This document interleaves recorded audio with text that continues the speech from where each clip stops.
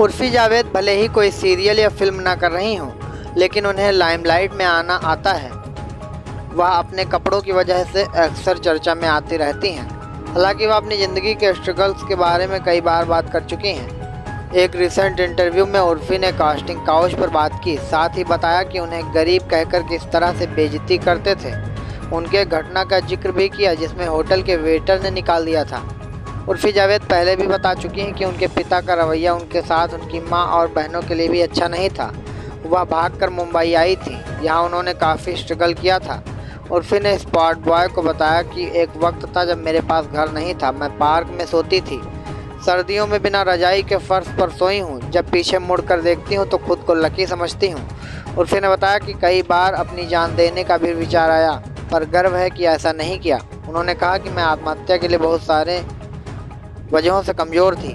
उर्फी ने बताया कि उनके बारे में घटिया बातें बोलते थे। जो लोग बोलते थे तू साइड रोल करती है, रह जाएगी, तू ऐसी है, तू वैसी है, तू गरीब है। एक घटना को याद करते हुए उर्फी ने बताया, मुझे याद है एक बार मैं बड़े रेस्टोरेंट में गई थी जहां सारे बड़े स्टार्स जाया करते थे। यह नया खुला था। वहां एक वेटर था जिसने मेरी बेइज्जती की और कहा कि मैं मेंबर नहीं हूं। उसने वहां से मार कर भगा दिया। हर कोई देख रहा था। यह मेरे लिए बहुत शर्मिंदा होने वाला पल था। इन घटनाओं ने मुझे मजबूत बना दिया है। उर्फी ने कास्टिंग काउच पर भी बात की है। वह बताते हैं कि ईमानदारी से कहूँ तो टीवी इंडस्ट्री में मुझे कभी ये अनुभव नहीं हुए। काफ़ी क्लीन इंडस्ट्री है।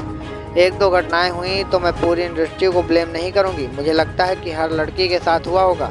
उसने किसी न किसी को कहा होगा कि आप मेरे साथ सोएंगे, लेकिन मैं लकी हूँ कि मैं फंसी नहीं।